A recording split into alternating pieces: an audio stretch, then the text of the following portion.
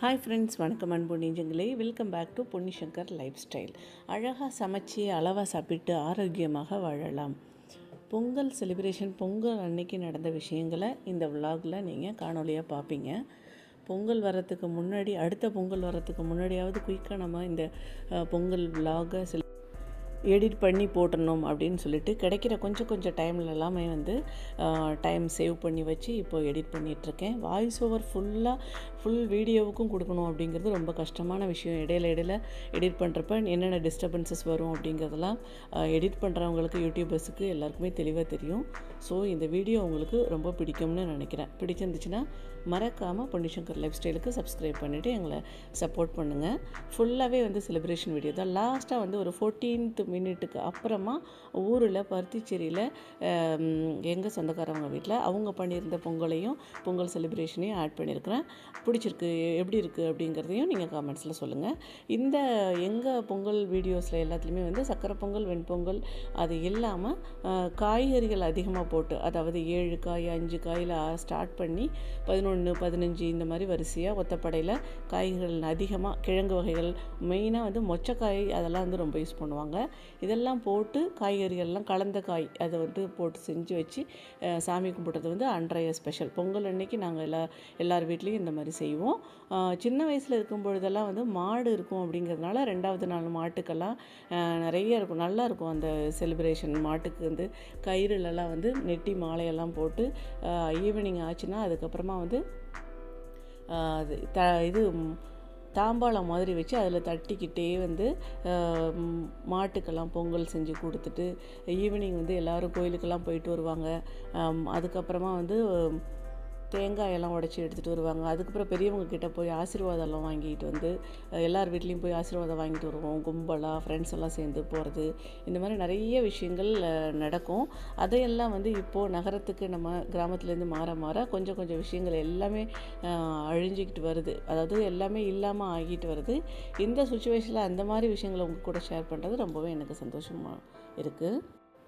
அதுக்கப்புறமா முன்னாடி நாட்கள் எல்லாமே சின்ன வயசில் நமக்கு எல்லாருக்குமே மெமரிஸ்லாம் இருக்கும்.